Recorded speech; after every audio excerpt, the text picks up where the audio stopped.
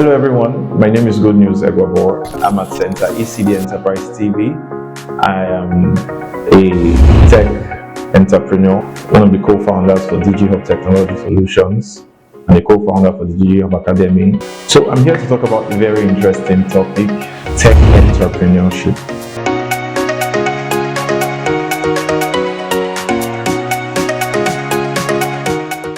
So I know that there are many people that want to delve into tech, and there are a lot of options, a lot of things that you can do in tech.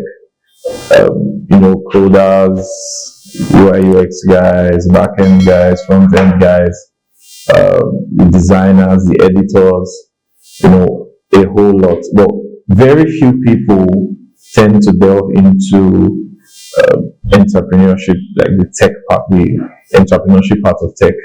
Okay, there are people that have products. Maybe they just have one product they put out there that they hope to sell, and all of that. But starting up the entire tech business is a whole lot.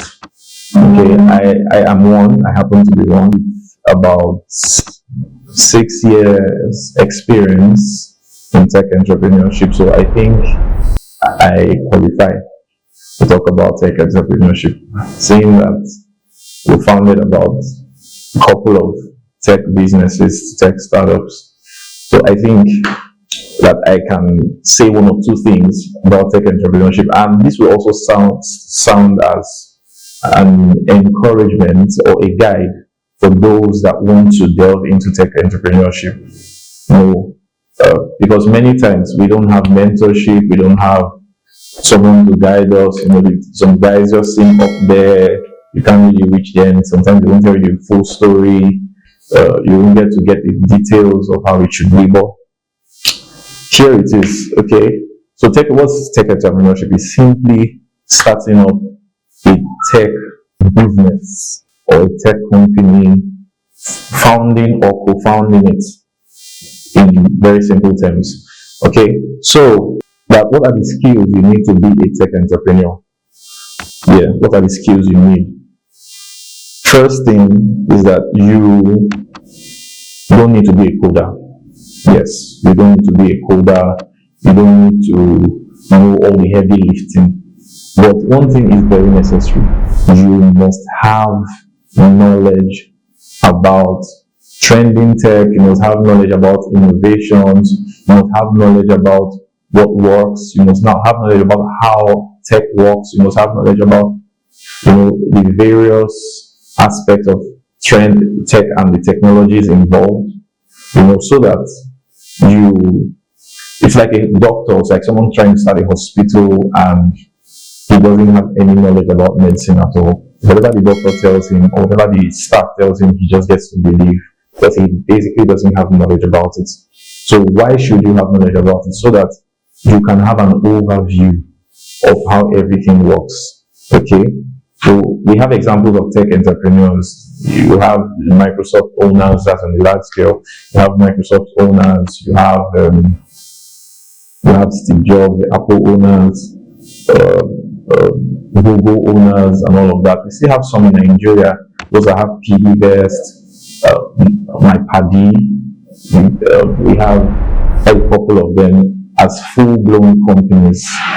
Okay, so you must have that skill to know about tech, to know what is involved, what works, and all of that. Also, you must have a very good business acumen. That's the second thing I'll be saying.